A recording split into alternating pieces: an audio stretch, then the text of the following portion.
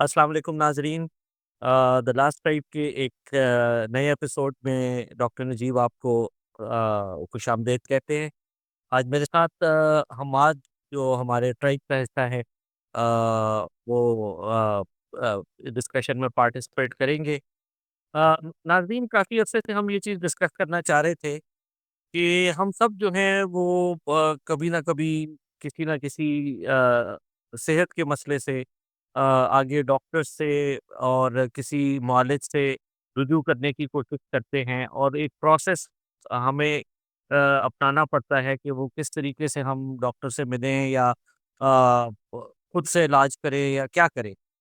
तो इसकी कोई प्रॉपर जो है अप्रोच हमें ज़्यादातर मैंने देखा है मरीज़ों को इस मुल्क में नहीं पता। तो बात का ये आइडिया था कि हम लोग इस पे आज डिस्कस करते हैं कि क्या तरीका हो अगर कोई शख्स बीमार हो तो उसको किस तरीके से आगे प्रोसीड करने की ज़रूरत है। तो आप लोगों को बहुत-बहुत खुशामदीद एंड लेट्स स्टार्ट। तो वी विल आज हम करेंगे इस तरीके से कि हमाद को हम प्रिज़्यूम करेंगे कि ही इज़ अ पेशेंट और किस किस्म का पेशेंट, किस नौइयत का वो खुद डिफ़ाइन करेंगे और फिर मैं थोड़ा-सा गाइडेंस दूँगा कि क्या करने की ज़रूरत है, यानी किस तरीके से प्रोसीड करने की ज़रूरत है। तो हमाद, ओवर टू यू। जी, thank you doctor Naqeeb. I think ये बड़ा इंटरेस्टिंग टॉपिक है क्योंकि डॉक्टर की ज़रूरत तो तकरीबन हर शख्स को ही कभी ना कभी पड़ जाती है। And by doctor I mean any medical professional या मेडिकल फैसिलिटी। तो आई थिंक इसमें हमें ये डिस्कस करने की ज़रूरत है कि अगर किसी को भी कोई चेकअप कराने की या कोई छोटा-मोटा कोई इश्यू हुआ हुआ है, मेडिकल इश्यू, तो अ, किस तरह डॉक्टर को सेलेक्ट किया जाए कि आपने अगर किसी डॉक्टर के पास जाना है, लेट्स से मुझे फॉर एग्जांपल एक ज़माने में कान में प्रॉब्लम हो गया था, तो अब इतना मुझे अंदाज़ा था, आई एम नॉट अ डॉक्टर, मुझे ये था कि यार कोई ईएनटी स्पेशलिस्ट के पास जाना है। लेकिन अब ईएनटी स्पेशलिस्ट हम कहाँ से ढूँढें? Who is the good ENT specialist? कौन, किसको समझ अच्छी है? इलाज कौन अच्छा कर लेगा? ऑब्वियसली पहली कंसिडरेशन ये होती है कि इलाज अच्छा हो जाए और वो सही टेस्ट रिकमेंड करे, सही दवाइयाँ दे और आपका मसला हल करे। क्योंकि जिसको भी कोई प्रॉब्लम होती है उसका ऑब्जेक्टिव होता है कि मेरा मसला जल्द से जल्द हल हो। तो मैं एज़ अ पेशेंट, ऑब्वियसली जितने भी डॉक्टर्स हैं उनके अलावा बाकी सारी दुनिया पेशेंट ही है, तो हम भी पेशेंट हैं। अब मैं आपको थोड़ा-सा बता देता हूँ कि ब how how I selected a doctor. अब मैं एक डॉक्टर के पास, किसी ने मुझे कहा कि आप करीबी अस्पताल चले जाएँ। अब ये स्टेप 1 था। तो मैं करीबी अस्पताल चला गया जो मेरे घर के करीब था। अच्छा खासा वेल नोन सा अस्पताल है। अ, डॉक्टर का मेरे पास नाम नहीं था। मैंने उनसे पूछा कि जी यहाँ पे ईएनटी वाले कौन-कौन बैठते हैं? तो उन्होंने 2-3 नाम दिए। रैंडमली मैंने एक नाम सेलेक्ट कर लिया। अब यहाँ पे इम्पोर्टेंट चीज़ है कि रैंडम था वो। मैं उनके पास चला गया, तो पहली चीज़ जो मुझे नज़र आई कि उनके पास कोई पेशेंट ज़्यादा नहीं थे। फारिग बैठे हुए थे वो। और उन्होंने मुझे जो कहा, मुझे तो सख्ती समझ नहीं थी। उन्होंने कहा कि जी आपको जनरल एनेस्थीसिया दे के और कुछ कान का कुछ वो करना पड़ेगा और वो इश्यू करना पड़ेगा। तो I thought may be that's the way things go. मुझे फिर किसी ने कहा कि यार कान के लिए जनरल एनेस्थीसिया, मतलब दिस डज़न्ट सीम राइट। फिर मुझे किसी ने कहा कि आप, एक और बड़ा अस्पताल है इस्लामाबाद का, कि आप वहाँ जाएँ। वहाँ मैंने नंबर-वंबर ढूँढ के मैं उनके पास गया। अच्छा, वहाँ मुझे जो पहली चीज़ नज़र आई कि वो इतना बिज़ी डॉक्टर था। पेशेंट पे पेशेंट पे पेशेंट, मतलब he was a very busy. उन्होंने रूटीन में देखा, चेक किया, कोई एनेस्थीसिया की बात नहीं की। उन्होंने अपनी मशीनें-वशीनें निकाल-वकूल सारा काम सेट करके बीच में थोड़ी गपशप भी लगाई, ड्रॉप्स भी दिए और उन्होंने कहा जी हफ्ते में आपका ठीक हो जाएगा, और वो हो गया।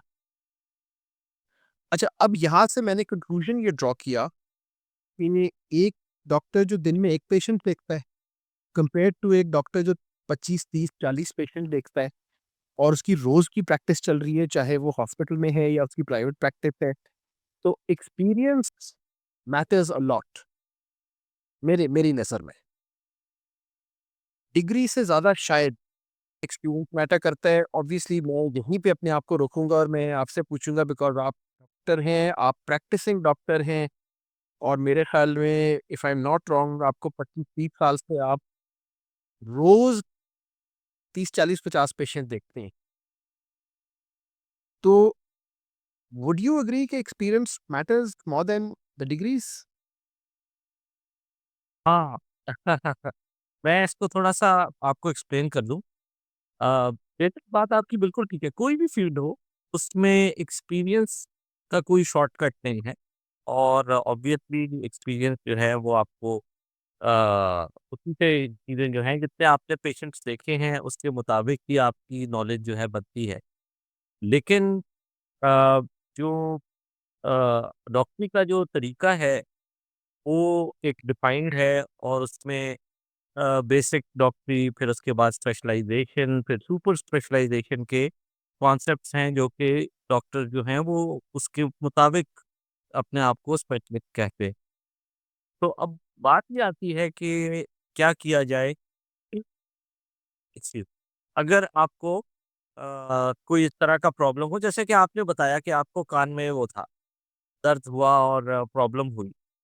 अब पूरी दुनिया ने ये एक फैसला किया है जो पढ़ी-लिखी महज़्ज़ब दुनिया है जहाँ ये सिस्टम जो है हेल्थ केयर के इवॉल्व हुए हैं कि पेशेंट को ये चॉइस नहीं दी जा सकती कि वो जाए और वो कहे कि मैं इस कैटेगरी के डॉक्टर को चेकअप कराऊँ। क्योंकि इसमें होता ये है कि वो डॉक्टर्स जो तादाद में थोड़े हैं मुल्क में, उन पे अननेसेसरी लोड आ जाता है, जिसकी वजह से जो उनके प्राइमरी पेशेंट्स हैं, जो कि होने चाहिए उनके, वो उनको देखने का टाइम नहीं निकाल पाते और वो इसी चीज़ में फँसे रहते हैं। तो पूरी और उससे जो स्टेट के ऊपर बर्डन है, वो बहुत ज़्यादा बढ़ जाता है। तो एक कॉन्सेप्ट डेवलप किया गया जो कि यूके ने, ऑस्ट्रेलिया ने, फिर सऊदी अरब ने, बहुत से मुल्कों ने अपनाया हुआ है आजकल। अमेरिका ने भी उसमें काफ़ी वो किया है। अ, और वो कॉन्सेप्ट ये है कि जो भी मरीज़, जो भी शख्स तकलीफ़ में हो, वो या तो इमरजेंसी में जाए अगर उसको लगता है कि उसको कोई इमरजेंसी हो गई है। इमरजेंसी का मतलब ज़िंदगी मौत का मसला या कोई बहुत खतरनाक बेहोशी है, फालिज है, कोई ऐसी चीज़ है जिसमें वो बहुत ज़्यादा खतरा है। और अगर उसको अ, इमरजेंसी वाली सर्विस नहीं है उसकी तो फिर वो एक प्राइमरी केयर फ़िज़िशियन से मिलेगा। ये प्राइमरी केयर फ़िज़िशियंस पूरी दुनिया में स्टेट ने तैयार करके मुख्तलिफ जगहों पे बिठा दिए हैं। यूके में ये जीपीज़ कहलाते हैं। ऑस्ट्रेलिया में ये होते हैं, सऊदीया में भी हैं, अमेरिका में भी हैं, हर जगह। और आपके पास चॉइस जैसे आपने कहा ना कि मेरे कान में दर्द हुआ और मैं ईएनटी स्पेशलिस्ट के पास चला गया। अब ईएनटी स्पेशलिस्ट के पास आपको रेफ़र किया जाना चाहिए था, एक प्राइमरी केयर फ़िज़िशियन से जो कि एक अलग स्पेशलिटी है और ये स्पेशलिस्ट डॉक्टर्स हैं जो कि इतना प्राइमरी केयर जिसमें खाँसी, ज़ुकाम, बुखार, पेट का दर्द, सर का दर्द, कान का दर्द, इस किस्म की तमाम चीज़ें हैं, वो उसको फ़िल्टर करते। तो होना ये चाहिए था कि आप एक अच्छे मुस्तनद प्राइमरी केयर फ़िज़िशियन के पास जाते, जो आपको चेक करता और देखता कि अगर आपको कान में इन्फेक्शन है, तो वो आपको उसके एप्रोप्रिएटली दवाई दे देता और आपको समझा देता कि ये मसला है और ये ठीक हो रहा है और अगर ये ना ठीक हो, इसको हम अपनी डॉक्टरी की इस्तिलाह में सेफ्टी नेटिंग कहते हैं कि अगर आप इतने दिन में ना ठीक हो, तो आप वापस आएँ, फ़ॉलो-अप कराएँ और फिर हम आपको रेफ़र करने का सोचें। तो ये एक सही तरीका है जो कि दुनिया में किया जाता है। सर प्राइमरी केयर डॉक्टर कहाँ बैठता है? हमें तो नहीं पता। हाँ, अब मसला ये है कि इस मुल्क में अब तक ये चीज़ डिफ़ाइन नहीं की जा सकी कि इसको सिस्टम को ये अडैप्ट करना है या नहीं करना। इसलिए हुकूमत ने किसी किस्म की प्राइमरी केयर सर्विस इस तरह की नहीं बनाई हुई। हाँ, कुछ बीएचयूज़ हैं, बेसिक हेल्थ यूनिट्स, यहाँ पे डॉक्टर्स बैठे हैं जिनके पास लेकिन आप और मैं दोनों जानते हैं कि उनके क्या हालात हैं और वो किस लेवल पे हैं। तो और अर्बन जो पेशेंट्स हैं जो शहर में होते हैं, उनके लिए कोई ऐसी प्राइमरी केयर सर्विस जहाँ पे वो जाके रिपोर्ट करें और उनका एक तफ़सीली मुआयना हो, ये जब हम कहते हैं ना जी कि डीपीज़ के पास जा रहे हैं या प्राइमरी केयर के पास जा रहे हैं, तो हम समझते हैं कि वो हमें तनख़्वाह देगा। हालाँकि उसके ऊपर सबसे बड़ी ज़िम्मेदारी है कि उसने बेसिक प्राइमरी डायग्नोसिस उसी ने बनानी है और फ़ैसला करना है कि आपको वो ट्रीट करेगा या रेफ़र करेगा। अब जब हमारे मुल्क में ये सिस्टम ही नहीं है, तो हम फँस जाते हैं। जैसे आपने कहा कि मुझे तो पता ही नहीं कि इस्लामाबाद जैसे शहर में प्राइमरी केयर फ़िज़िशियन कौन है? तो अब इस चीज़ को कैसे हम हल करें? मैं और आप हल नहीं कर सकते, इसको स्टेट ने हल करना है। स्टेट ने बाकायदा ये डॉक्टर आइडेंटिफ़ाई कर मेरे एक मरीज़ों वाला सवाल है, वो अवामी सवाल। वो ये कि जब मेरे पेट में दर्द होगा तो मैं पहले कहूँगा कि मैंने डॉक्टर के पास जाना है। मुझे अब ये नहीं पता कि प्राइमरी डॉक्टर कौन है, बेसिक हेल्थ यूनिट वाला कौन है, स्पेशलिस्ट कौन है। एक आम आदमी के लिए डॉक्टर डॉक्टर है, या डॉक्टर है या हकीम है। हमारे लिए सिर्फ़ 2 डिस्टिंक्शंस हैं। तो अगर आप मुझे लेट्स से कहो कि आपको एक किसी प्राइमरी हेल्थ डॉक्टर के पास जाना चाहिए था, तो मैं तो किसी को नहीं जानता जो कोई प्राइमरी हेल्थ डॉक्टर हो। मैं मुझे सिर्फ़ पता है कि यार एक डॉक्टर होता है, जो पढ़ के आया होता है, और एक हकीम होता है जो अपनी हिम्मत से इलाज करता है। अब कहाँ जाऊँ मैं? कि आप बिल्कुल, आप इन दोनों में से जिसको भी चुनें, 'cause ये दोनों अलग फ़ील्ड्स हैं, मैं इस बहस में नहीं पड़ूँगा कि कौन उनमें ठीक है, कौन गलत है। लेकिन आप इन दोनों में से जिसको भी आइडेंटिफ़ाई करेंगे कि इसके पास मैंने जाना है, अगर आप डॉक्टर के पास जाते हैं, तो आपको अपने प्राइमरी फ़िज़िशियन के पास जाना होगा, जो कि आइडेंटिफ़ाइड होना ज़रूरी है कि ये मेरा वो डॉक्टर है जो मुझे फ़िल्टर करेगा। और आपने अपने हर प्रॉब्लम के लिए उसके पास जाना है। अब मैं आपको अपनी एग्ज़ाम्पल देता हूँ एक्चुअली मैं यही कि समझना चाह रहा हूँ वो डॉक्टर कौन-सा होता है? हमें तो नहीं पता प्राइमरी फिजिशियन कौन होता है? अब एक स्पेशलिटी है जिसे हम फैमिली मेडिसिन कहते हैं और ये पाकिस्तान में भी अब जो है वो कुछ इंट्रोड्यूस हो चुकी है। अब जैसे मैं एक फैमिली मेडिसिन स्पेशलिस्ट हूँ, तो मेरे पास जो डिग्री है एमबीबीएस से आगे की, वो फैमिली मेडिसिन की स्पेशलाइज़ेशन की है। तो प्राइमरी मेरा रोल बनता है कि आप जो हैं वो एक फैमिली फिजिशियन से, फैमिली कंसल्टेंट से जाके मिलें। सॉरी, कुछ लोग इनको कुछ मुल्कों में ये फिजिशियंस कहलाते हैं, कुछ लोगों में ये फैमिली मेडिसिन स्पेशलिस्ट अमेरिका में कहलाते हैं, कुछ लोग कुछ मुल्कों में ये जीपीज़ कहलाते हैं, इनके अलग-अलग नाम होते हैं। बट ये स्टेट स्टेट ने डिफाइन कर दिया है कि ये अनफॉर्चुनेटली पाकिस्तान में ये आइडेंटिफाइड नहीं हैं और हैं भी बहुत थोड़े। अब बचता है प्लेन एक एमबीबीएस डॉक्टर जिसको आपको चेक कराना, वो बाय डिफ़ॉल्ट आप उसके पास चले जाते हैं। क्योंकि अगर आप स्पेशलिस्ट के पास नहीं जाएँगे तो फिर आप किसी भी, जिसको हम आम ज़बान में मेडिकल ऑफ़िसर या एमओ कहते हैं। अब हर अस्पताल में एमओज़ बैठे हुए हैं जो कि प्लेन एमबीबीएस हैं, जिनका एक्सपीरियंस है थोड़ा-सा किसी एक फ़ील्ड में, लेकिन they are not specialist in that field कि जो फ़िल्टर कर सके चीज़ों। अब वहाँ से सारी कन्फ्यूजन शुरू होती है और आपकी बात बिल्कुल ठीक है। मैंने ऐसे भी पेशेंट्स देखे। अब अगर आप जाके उसी ईएनटी स्पेशलिस्ट जिसकी आपने मिसाल दी, जिसके पास रश लगा हुआ था, अगर आप उसके जाके मरीज़ों में बैठ जाते और आप उनकी वेटिंग रूम में चेक करते, तो उनमें 15 से 20 मरीज़ नज़ला, ज़ुकाम, खाँसी के होते। क्योंकि उनके गले में खाँसी है, तो वो कहते हैं मैं ईएनटी स्पेशलिस्ट को दिखाऊँ, गले का मसला है, ईएनटी, टी का मतलब थ्रोट है, तो मैं जाऊँ। अब वो वहाँ बैठे, अब उनका वहाँ पे वो आपके वो 20 मिनट ले लेते हैं, जो आपको मिलने चाहिए थे, 'cause आपको कान में एक कॉम्प्लिकेशन थी। अब वो जब वो टाइम ले गए, तो वो जो बिज़ी है, वो इसलिए सिर्फ़ बिज़ी है क्योंकि उसकी मशहूरी हुई हुई है। लेकिन उसके पास अननेसेसरी पेशेंट्स जो हैं, जो एक फैमिली मेडिसिन स्पेशलिस्ट को क्लियर कर देने चाहिए थे, वो डायरेक्टली उसके पास चले गए क्योंकि कोई सिस्टम बना हुआ नहीं है। अब यूके में आप ये नहीं कर सकते, अगर आपका कान में दर्द है, आप सीधे जाएँगे अपने जीपी के पास, वो आपको चेक करेगा, या वो आपको दवाई दे देगा या वो आपको ईएनटी के पास रेफ़र करेगा। You cannot bypass this system in Australia, in UK, in even in US आप इस तरह वॉक इन किसी स्पेशलिस्ट के पास नहीं जा सकते। You have refer to a specialist जो कि उस फील्ड का स्पेशलिस्ट है। That referral can not be made by you, will only be made by a family medicine specialist और अ प्राइमरी केयर स्पेशलिस्ट जो कि समझता हो कि आपको कहाँ भेजना है। सर अब सवाल ये मुझे ये बताएँ कि हिकमत सिर्फ़ हकीमों के पास है या डॉक्टरों के पास भी होती है हिकमत? हाँ, ये अब आपने जो बात की है ये बड़ी मज़े की है। हिकमत जो है जी again since I am not an expert in this so I would not indulge in this discussion to एक लेवल से आगे मैं नहीं बात करूँगा। बात बात सिंपल सी है, चाहे डॉक्टरी हो, चाहे हिकमत हो, चाहे होम्योपैथी हो, चाहे एलोपैथी हो, आप उसका कोई भी नाम ले लें। जब तक आप एक प्रोसेस से एक डिग्री के साथ एक चीज़ में नहीं आके बैठेंगे, आप को वहाँ नहीं होना चाहिए।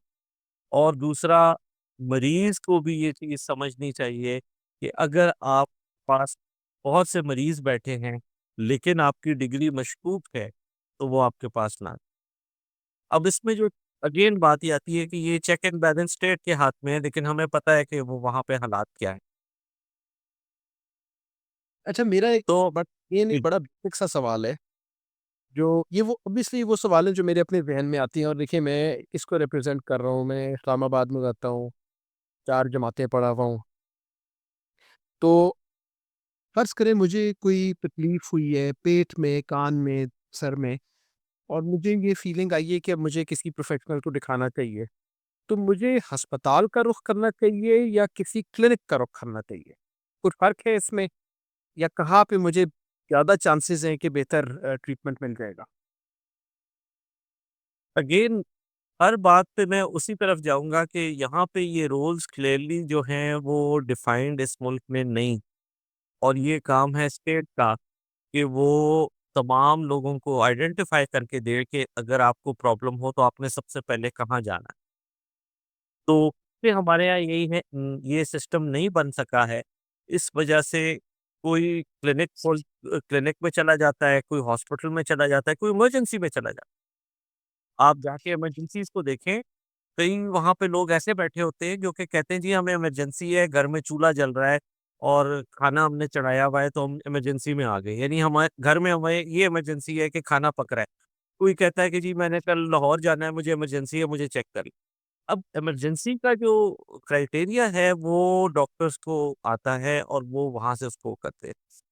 ठीक। अगेन बात वहीं आ जाती है कि क्लिनिक्स इसीलिए प्राइमरी केयर पूरी दुनिया में या प्राइमरी केयर का आसान लफ्ज़ कि पहली बात जिसके पास आपने जाना है, वो डॉक्टर पूरी दुनिया में स्टेट जो है वो आइडेंटिफ़ाई करके देती है, कि जी ये आपका बंदा है जिससे आपने मिलना है। हमारे मुल्क में अनफॉर्च्यूनेटली वो सिस्टम नहीं है, लेकिन अगर अभी आप किसी हेल्थ केयर वाले को इंटरव्यू करेंगे तो वो आपको पूरा एक कागज़ पे एक नक्शा खींच देगा कि इस मुल्क में ये है और आपको ये करना चाहिए। लेकिन मैं आपको अपने 25 साल में बता रहा हूँ कि ऐसे कोई सिस्टम एग्ज़िस्ट नहीं करता यहाँ पे। अच्छा तो सर आप मुझे ये बेस्ट ये बेट यही है कि आप अपने दोस्तों से पूछें, आप किसी और बीमार से पूछें कि भाई तुम किधर गए थे? यही चीज़ रह जाती है अनफॉर्च्यूनेट तो अच्छा इसमें फ़र्ज़ करें कि अगेन मेरे पास अगर ऑप्शन है तो क्या ये is there a correlation between a good hospital and a good doctor? मतलब अगर मैं किसी बड़े मशहूर अस्पताल जाऊँगा तो क्या ज़्यादा चांसेज़ हैं कि वहाँ का डॉक्टर अच्छा होगा? और अगर कोई छोटा-मोटा अस्पताल है तो उसका डॉक्टर नहीं अच्छा होगा, इसमें कोई कनेक्शन है? ये बहुत ज़बरदस्त सवाल है एंड आई थिंक कि इस पे हमें बिल्कुल मरीज़ों को क्लैरिटी होनी चाहिए कि अच्छा डॉक्टर वो है जो आपको पूरा टाइम अपनी कंसल्टेशन का दे सकता है। जो ये नहीं कर सकता, चाहे वो कोई डिग्री लेके बैठा हुआ हो, चाहे उसके पास कितना रश हो या चाहे वो जितना भी फीस चार्ज करता हो। अच्छा डॉक्टर वो है जो मरीज़ को पूरे 20 मिनट की कंसल्टेशन दे सकता है, देता है और उसकी प्रिस्क्रिप्शन उसके बाद बनाता है। इसमें आपको कोई डाउट नहीं होना चाहिए और किसी मरीज़ को नहीं होना चाहिए। मसला यहाँ पे है सिर्फ़ बात ये कि हम लोग अ, जो मेडिकल साइंस है उसको रिलिजन से इस तरह मिक्स कर लेते हैं कि हम वो हाथ में शिफ़ा उसके हाथ में शिफ़ा है, वो किसी को हाथ लगा दे तो उसको वो ठीक हो जाता है। वो वाला जो कॉन्सेप्ट है, वो हमारे अंदर बुरी तरह घुस चुका है। तो मैंने ऐसे क्वैक्स भी देखे हैं जिनके पास 100-100 मरीज़ बैठे होते हैं।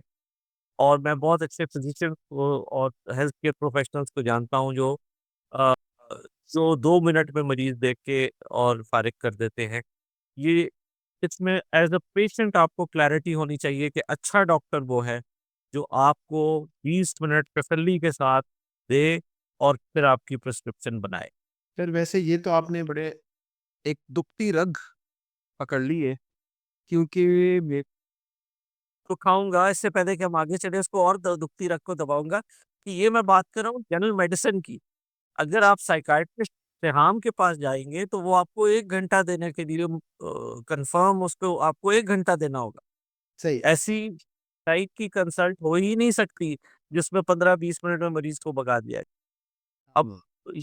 या 5-10 मिनट में तो उसकी कहानी सुनने में वो होता ही नहीं।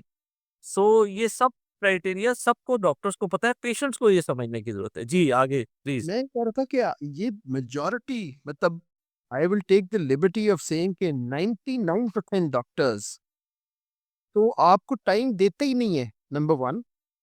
नंबर 2, मेरे जैसा शख्स जो है, वो चाहता है कि यार मेरा एक मसला है, आपने फ़र्ज़ करें आपने चेक वेक किया, मुझे डायग्नोज़ किया। यार मुझे बताएँ तो सही कि मेरे अंदर क्या मसला है और थोड़ा-सा एक्सप्लेन करें because I want to hear. और उसके बाद शायद कोई थोड़ी-सी तसल्ली दें, ट्रू पिक्चर दें। टेस्ट लिख दिए, टेस्ट करा के वापस आए, कागज़ निकाला, दवाइयाँ लिख के पकड़ा दूँ। बताया कुछ नहीं कि आपको मर्ज़ क्या है। तो ये तो आपने जो बात की तो मेरा ख़्याल था कि शायद डॉक्टर्स हैं ही नहीं ऐसे। शायद आप लोगों को पढ़ाया ही जाता है कि यार बताना कुछ नहीं है, पेशेंट को बस दवाई लिख के देनी है। अब मैं एक डॉक्टर के पास गया, बहुत मशहूर डॉक्टर हैं इस्लामाबाद के, बहुत बिज़ी, काफ़ी अरसे पहले की बात है। पहले तो 2 घंटे मैं बैठा रहा अपॉइंटमेंट के बावजूद वेटिंग रूम में। उसके बाद उन्होंने कहा जी आ जाएँ आप। मैं कमरे में गया, 1, 2, 3 उनके वो यंगस्टर्स खड़े हुए, पैड पकड़ के, मुझ आप लेट जाएँ जी इस पे, मैं लेट गया। 2-4 मिनट बाद डॉक्टर साहब आए, एक आध सवाल पूछा, पेट-वेट को थोड़ा-सा दबाया और उसके बाद निकल गए। मेरा ख़्याल था शायद कोई साइड पे गए हैं कुछ लेने, तो मुझे वो यंगस्टर्स कहते हैं कि जी बस ठीक है अब आप आ जाएँ। मैंने कहा, "ओ भाई मैंने तो सवाल करने से डॉक्टर साहब कहाँ गए हैं?" कहते हैं जी वो साथ वाले कमरे में दूसरे पेशेंट के पास चले गए हैं। तो उनके 2 कमरे थे। एक कमरे में पेशेंट को बिठाया, डॉक्टर साहब आए, इतने में दूसरे में दूसरा पेशेंट घुसा दिया। आई एम नॉट जोकिंग, मेरे ख़्याल में उन डॉक्टर का मेरे साथ इंटरैक्शन 20 सेकंड का मैक्सिमम था। तो that was the last time I ever went to that doctor. हालाँकि लोगों ने कहा जी इस्लामाबाद का बेस्ट डॉक्टर है। मैंने कहा यार जो डॉक्टर आपको 20 सेकंड देगा ना, वो चाँद से भी आया हो तो मैं उसके पास नहीं जाऊँगा। अब ये हालात है सारे डॉक्टर्स के। तो आपकी ये बात तो बड़ी अच्छी है कि डॉक्टर्स को टाइम देना चाहिए, लेकिन कहाँ देते हैं टाइम ये? अब इसमें पता है बिल्कुल सही बात आपकी और जिस आप ज जो बात कर रहे हैं ज़्यादातर यही हो रहा है। इसकी वजह अगर आप डॉक्टर से पूछेंगे, तो वो ये कहेगा कि हमारे पास वी आर ओवरवर्क्ड, हमारे पास पेशेंट ज़्यादा है, तो हमें उन सबको करना। आप सबसे ज़्यादा तकलीफ ये चीज़ क्या होती है कि एक मरीज़ आया और बगैर चेकअप के वापस चला गया। वो आपको कोसेगा, आपको बहुत बुरा भला कहेगा कि जी मुझे इसने चेक नहीं किया। आपके पास 10 करोड़ रुपए बैंक में हों और आप 5 बज के 2 मिनट पे जाएँ, वो आपको अंदर नहीं घुसने देंगे। लेकिन आप कभी उनको कोसेंगे नहीं, गालियाँ नहीं देंगे। लेकिन डॉक्टर अगर 8 बजे उसने क्लोज़ करना है और आप वहाँ पौने 9 बजे पहुँचते हैं और आप देख रहे हैं कि डॉक्टर जा रहा है, तो आप कहेंगे ये दुनिया का सबसे बुरा आदमी है, हिटलर भी इतना बुरा नहीं था जितना ये डॉक्टर है। तो this is our mindset basically. तो डॉक्टर हमेशा ये कहेगा कि जी मेरे पास टाइम नहीं है, यानी इतने पेशेंट्स को डील करने का। 15 से 20 हज़ार पेशेंट्स के ऊपर 1 डॉक्टर है पाकिस्तान में, जो कि बहुत बुरा नंबर है। अब पेशेंट क्या इसमें कर सकता है या क्या वो हो सकता है, वो ऐसे डॉक्टर्स के पास क्यों जा रहा है? जैसे आपने कहा कि ये फिर वही बात आ जाती है कि एक रूहानी वो शुरू हो जाता है, कि ये डॉक्टर नहीं है, ये पीर है। ये आपको अगर आपको गुज़र जाएगा आपके पास से तो आप ठीक हो जाएँगे। अब ये कॉन्सेप्ट अगर हम छोड़ दें और हम कहें कि अच्छा डॉक्टर वो है जो हमें टाइम देगा, हमारा मसला हल करेगा सुन के, तो फिर हम उसको उस डॉक्टर को उसकी जगह पे ला सकते हैं। और साथ में दूसरी चीज़ ये कि अगर ऐसे डॉक्टर्स जो कि अवेलेबल हों ज़्यादा। और देखिए, जितना भी आप हिसाब कर लें, अगर आपने 20 मिनट एक मरीज़ को दिए और आप 20 मरीज़ से ज़्यादा एक दिन में 30 मरीज़ से ज़्यादा देख रहे हैं, तो आप मेरे ख़्याल में आपको सलाम। तो ये चीज़ है। अब जो लोग 5 मिनट देते हैं, 2 मिनट, ये जो आपने सेटअप बताया, ये मुझे भी कुछ डॉक्टर्स ने मशवरा दिया कि ये अपना लें ताकि आप और मरीज़ों को वो कर सकें। ये वाला सेटअप मैं समझता हूँ कि ये आप बेसिकली अगर आपने मरीज़ के साथ बैठ के वो 20 मिनट नहीं गुज़ारे, आपने उसकी बातें नहीं सुनी, आपने जैसे कहा, मेरे पास ऐसे भी मरीज़ आते हैं जो कहते हैं जी हमारी सर्जरी का डॉक्टर ने कहा है, और यकीन करें मैं उससे 10 मिनट पूछता रहता हूँ किस चीज़ का ऑपरेशन? तो उनको पता ही नहीं होता कि किस चीज़ का ऑपरेशन। तो वो कहते हैं बस, उन्होंने कहा ऑपरेशन होगा और उन्होंने कहा कि वो लिख के दिया। अब वो उसके कागज़ में हम ढूँढ रहे हैं कि किस चीज़ का ऑपरेशन, क्योंकि उन्होंने एक्सप्लेन ही किया मरीज़ को कि क्या करने वाले हैं वो उनके साथ। तो बात यही आ जाती है कि इतने मरीज़ और फिर एक डॉक्टर। अब उसने एक तरफ एक इसका वो है कि वो लालची है, वो चाहता है कि सबको चेक करे। लालच से ज़्यादा मैं आपको एक चीज़ बताऊँ, ये कॉन्सेप्ट भी है कि तकनीक वही जैसे मरीज़ के दिमाग में है कि ये एक पीर बाबा है जो हमारे करीब से गुज़रेगा तो हम ठीक हो जाएँगे। डॉक्टर के भी ऊपर है कि अगर मुझे मरीज़ की बददुआ लगी, अगर उसने कहा कि मैं गया था और मैं चेक नहीं हो सका, तो वो भी मेरे लिए भी बुरा है। तो दोनों एंड्स पे ये चीज़ प्ले कर रही होती है। तो आखिर में सिस्टम कुछ कॉम्प्रोमाइज़ बनता है, और कॉम्प्रोमाइज़ सिस्टम जो है उसमें नुकसान हमेशा पेशेंट का होता है। डॉक्टर 20 देखे, 50 देखे, आखिर में तो मरीज भी खरा है जो कि जिसको सही डायग्नोसिस नहीं बन सकता। इसको हम थोड़ा-सा इस तरह रैप अप कर सकते हैं कि वो डॉक्टर जो आपको रीज़नेबल अमाउंट ऑफ टाइम देता है, जितना ज़रूरत है आपको, और आपका जो प्रॉब्लम है उस पे आप पे अच्छे अखलाक से बात करता है, आपकी बात सुनता है और आपको एक्सप्लेन करता है कि मैं जो करने जा रहा हूँ वो क्यों कर रहा हूँ और उसमें क्या-क्या पॉसिबिलिटीज़ हैं, क्या-क्या मसला हो सकता है। और जब आप टेस्ट करा के लाए तो आपको एक्सप्लेन किया कि देखें आपकी ये आदत थी, ये मसला था, इसलिए आपको ये मर्ज़ लगा है या प्रॉब्लम हुई है। तो आप करें तो इंशाल्लाह ठीक हो जाएँगे, चलेंगे पुख्ता बात। मतलब एक अच्छा इख़लाक़ और थोड़ा-सा टाइम देना। आई वुड कंसिडर कि ये प्रोबेबली 50% से ज़्यादा तो आप यहीं से ठीक हो गए। मैं आपको 70% कहूँगा आप ठीक हो गए, अगर आपके साथ कोई डॉक्टर इस तरीके से एक्ट करता है जी। बिल्कुल इसमें कोई शक की बात नहीं है। और ज़्यादातर if if not everything but most of the diagnosis is made on by talking to the patient. तो अगर आपने मरीज़ से बात ही नहीं की है, आपने मैं उस दिन कैलकुलेटर लेके हिसाब लगा रहा था कि मैंने अब तक कितने मरीज़ देखे होंगे, तो बात लाखों में जाती है। मैं अगर एक एस्पेक्ट उसका निकालूँ कि वो क्या चीज़ है जो सबसे ज़रूरी मेरी प्रैक्टिस में रही है, वो ये कि मरीज़ से तफ़सील में बात करना। और इसी वजह से हमने ये लास्ट ट्राइब स्टार्ट किया, क्योंकि बातों का शौक ऐसा बन गया कि हमने कहा पूरी कौम से बातें शुरू कर दें। पूरी कॉल तो अल्लाह खैर करे। लेकिन ये बात आपकी बिल्कुल ठीक है। डॉक्टर के लिए मैसेज ये है मेरे पास कि आप कम मरीज़ देखें, लेकिन उनको टाइम पूरा दें। मरीज़ के लिए मेरे पास वही एडवाइस है जो आपने अभी कहा है बात, कि अपने 20 मिनट पूरे करें। डॉक्टर को एक और एडवाइस ये है कि जाते हुए अपने मरीज़ से ज़रूर पूछें कि आपके दिल में, दिमाग में कोई और सवाल है तो मुझसे पूछ लें। मैं ये मेरे स्टैंडर्ड अल्फ़ाज़ होते हैं जब मैं किसी मरीज़ को देखता हूँ, कि मैं उनसे कहता हूँ मैं नहीं चाहता कि जब आप इस दरवाज़े से बाहर जाएँ तो कोई सवाल आपका जो है वो रह जाए। डॉक्टर साहब ऐसे देख लें, आप तो टाइम देते हैं, आपने 20 मिनट 2-3 दफ़ा रिपीट किया है, ये जो 20 सेकंड वाले डॉक्टर हैं जिनके हत्थे मैं चढ़ गया था, ये तो बहुत सारे ये आपके आप ये ब्लैक वीगोज़ आपको ढूँढना शुरू कर देंगी ये प्राइवेट डॉक्टरों की, कि ये कौन-सा था जिसने 20 मिनट का नुस्खा बताए। देखिए, बिल्कुल, मैं अभी भी ये बात कहता हूँ कि उन डॉक्टर्स के अंदर भी ज़्यादातर के अंदर ये इंटेंशन नहीं होता कि वो बहुत पैसे कमा लें।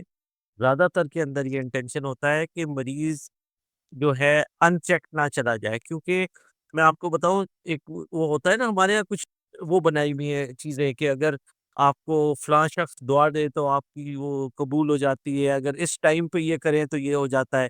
इसी तरह ये है कि अगर मरीज़ आपको दुआ देता है या अगर मरीज़ की बददुआ आपको लगती है कि एक आदमी तकलीफ़ में है और कह रहा है आपको बुरा-भला, तो वो डॉक्टर्स के अंदर कुछ के अंदर वो होता है। आई स्टिल थिंक कि जी नंबर्स कम हैं, ऑर्गेनाइज़ सिस्टम है नहीं, सबका ब्रंट जो है डॉक्टर्स पे जब आता है, वो अपने तरीके से उसे सेटल करते हैं। इन दी एंड नुकसान मरीज़ का होता है और नुकसान बहुत ज़्यादा हो रहा है। मैं तो आजकल देखता हूँ कि जो रूरल एरियाज़ हैं, जो वहाँ से पेशेंट का लोड आता है, क्योंकि ऐसे-ऐसे मसले हैं कि अगर मैं आपको बताऊँ तो आप परेशान ही होके रह जाएँ। बट ये इसकी बैकग्राउंड यही है कि मरीज़ को अपने राइट्स पता हो। राइट्स ये नहीं है कि जी मैं ब डंडा दे के जो एक राइट्स आजकल जो एक मुल्क में वो चल रहा है। राइट ये है कि उसको 20 मिनट्स उसने खरीदे हैं उस फीस के, अगर वो बिज़नेस पॉइंट ऑफ व्यू से भी देखे, तो वो 20 मिनट में वो अपने सवाल करे, अपनी चीज़ करे, सैटिस्फाई होके निकले। अगर उसको वहाँ से नहीं तो फिर उसको पूछ के निकले कि मैं कहाँ जाऊँ, उसको हर चीज़ क्लियर हो। कि मेरे टेस्ट क्यों किए गए हैं, मुझे दवाई किस चीज़ की लिखी है, मेरी बीमारी क्या है और मैंने नेक्स्ट कब आना है, कब मैंने डॉक्टर से दोबारा मिलना है या नहीं मिलना। क्या ये चीज़ें क्या हम ये डिमांड कर सकते हैं जब हम जाते हैं किसी हॉस्पिटल फ़र्ज़ करें, सबसे पहले काउंटर पे हम पैसे देते हैं, तो क्या हम वहाँ उससे पूछ सकते हैं कि ये जो आप मेरे से पैसे ले रही हैं इसके एवज़ में कितने मिनट खरीद रहा हूँ? अ, तब आए मुझे परेशानी है कि आप जिनके मरीज़ बनेंगे, वो बेचारे थोड़े काबू आ जाएँगे डॉक्टर साहब। लेकिन नहीं, आपकी बात सही है। ये काउंटर पे जो मैनेजर है, अगर आप उससे जाके ये क्वेश्चन करें कि जी ये मैं फ़ीस जो दे रहा हूँ, so have I bought a few minutes of the doctor and how how much time have I got? अंदर मुझे कितना टाइम दिया गया है? तो ये आपका हक है, आप पूछ सकते हैं। लेकिन एट द सेम टाइम नज़ला-ज़ुकाम विल नॉट फेच 20 मिनट्स। खाँसी अगर किसी को है और कोई है, मैं उससे 3 बार पूछा कि इसके अलावा तो कोई प्रॉब्लम नहीं है और तो कुछ नहीं पूछना, वो कहता है नहीं। So he can be out in 10 minutes.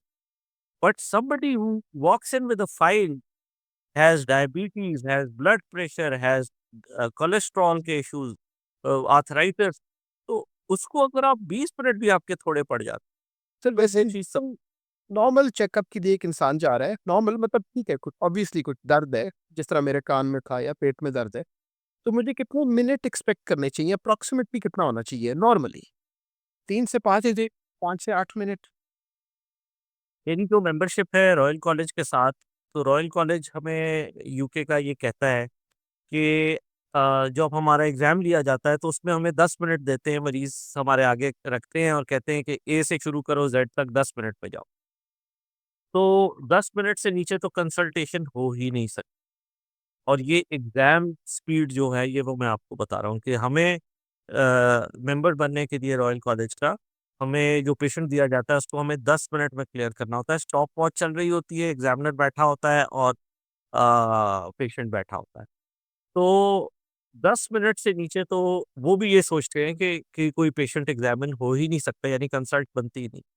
तो मिनिमम इज़ 10 मिनट्स, मैक्सिमम वही मैं बता रहा हूँ, psychiatrist can take 1 hour, hmm, there are sessions which last up to 30 minutes, 50 minutes. It depends कि आप किस तकलीफ और किसके साथ थे। लेकिन किसी को जल्दी भगा देना, ये सोच के कि पीछे और मरीज़ बहुत ज़्यादा हैं, ये अनएथिकल चीज़ है, इसलिए नहीं होनी चाहिए। मेरा ख़्याल है आपके जो रॉयल कॉलेज वाले हैं उनको थोड़ा-सा हमारे पाकिस्तानी डॉक्टरों को समझाना चाहिए। ये 10 मिनट पूरे ज़रूर करते हैं लेकिन उसमें से 9 मिनट वेटिंग रूम की होते हैं, 1 डॉक्टर के साथ होता है। हाँ, ये ये you've had bad experiences, I can see that। अ, ये हमार कुछ चीज़ें जो है ना, वो हमें अपने खुद से भी सेट करनी है। हम हर चीज़ जो है वो स्टेट के ऊपर या सिस्टम के ऊपर नहीं डाल सकते, सिस्टम हमें खुद बनाना है। हुँ, ये हमारी चॉइस है, डॉक्टर की चॉइस है और अगेन डॉक्टर की चॉइस जो है वो कामयाब है, उसका वो यही है कि उसके पास मरीज़ कितने आ रहे हैं। अब अगर वो 1-2 मिनट दे रहा है जिसकी आपने एग्ज़ाम्पल दी, वो ओवर द ईयर्स वो डॉक्टर जो है वो नहीं चलेगा, उसके पास। लेकिन मसला ये है कि पेशेंट्स हैं इतने ज़्यादा कि वो फिर भी कहीं पे जैसे एक वो बात फैल जाती है, तो लोग जाना, मैं ऐसे क्वैक्स को जानता हूँ जिनके पास सिरे से डिग्री नहीं है और उनके पास भी 50 मरीज़ टीके लगवाने जाते हैं। इस्लामाबाद के अंदर ही मैं जानता हूँ। तो क्या वजह है? यही वजह है कि एक हम लोगों ने एक रिलीजियस उसको रिलीजियस भी नहीं, एक रूहानी सिस्टम को एक मेडिकल सिस्टम में मिक्स कर दिया। वो इस तरीके से कि उसके हाथ में बहुत शिफ़ा है। अगर वो हाथ फेर देगा या हाथ लगा देगा या आपके पास से गुज़र जाएगा तो आप ठीक हो जाएगा। बस ये सुन लिया, फिर उसकी डिग्री क्या थी, मेंबरशिप कहाँ की थी, नहीं थी, वो सब बातें सेकेंडरी हो जाती।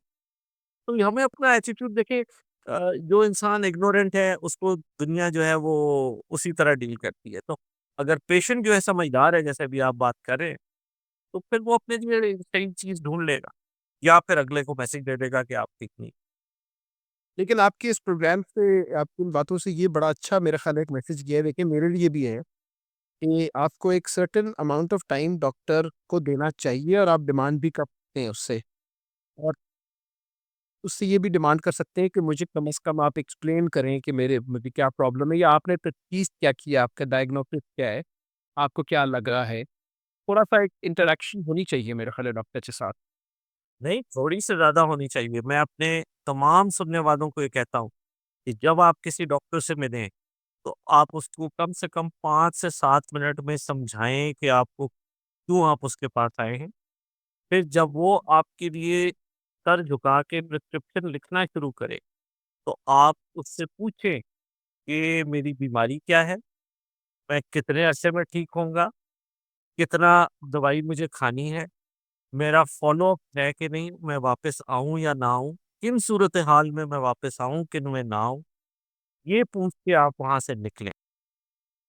और ये चीज़ जो है, मैं आपको बताऊँ, मेरे पास ज़्यादातर जो पेशेंट्स हैं वो होते हैं जो पढ़े-लिखे नहीं होते। तो वो रूरल एरिया से आते हैं। तो हमने 4 सिस्टम, पहले वो मेरे से सारा कुछ समझ के निकलते हैं। मुझे पता होता है कि आधी चीज़ें भूल जाएँगे। फिर मैंने एक बाकायदा एक नर्स इस चीज़ के ऊपर रखा हुआ है, जो उनको दोबारा मेरा पूरा पर्चा समझाता है कि जी ये दवाइयाँ हैं, ये बीमारी लिखी है, ये वापस आने की डेट है, ये आपके टेस्ट लगे हुए हैं, ये वो।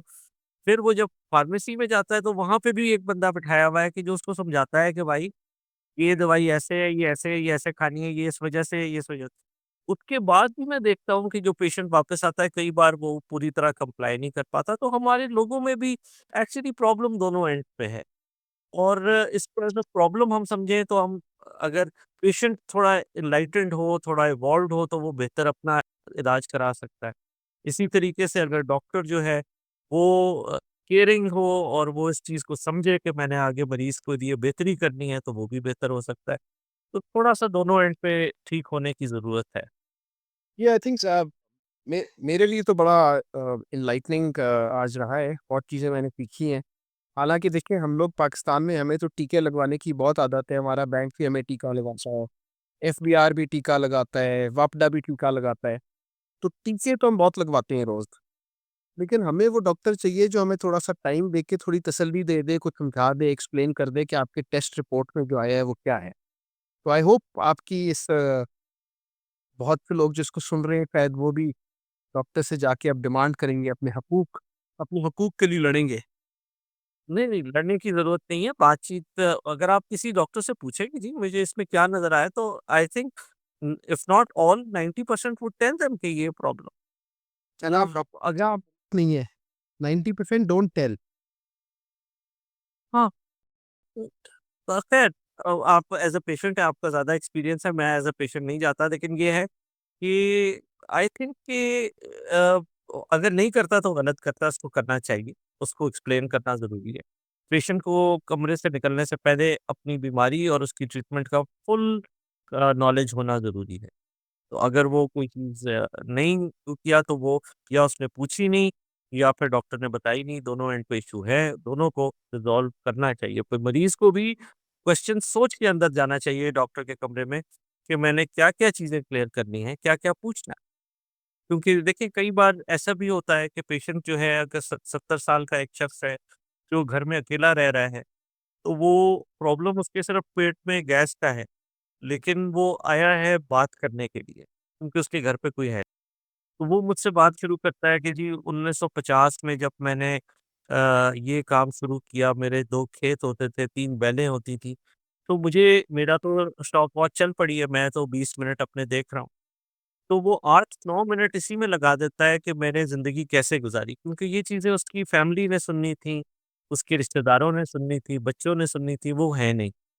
तो वो बेसिकली बात करने आया है।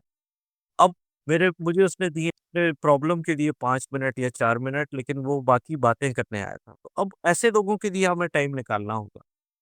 ऐसे लोगों के डॉक्टर को, लेकिन जो जीरियाट्रिक मेडिसिन है, ओल्ड एज लोगों की वो डिफरेंट है, बच्चों की डिफरेंट है।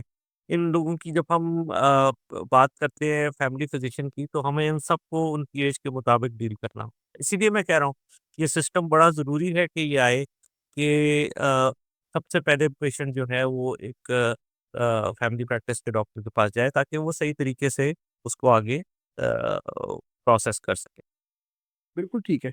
एक बड़ा बहुत ही हेवी सवाल है डॉक्टर साहब आपके लिए मेरे ख़्याल है, अल्लाह से अभी वो कहा था टाइम भी कम रह गया है।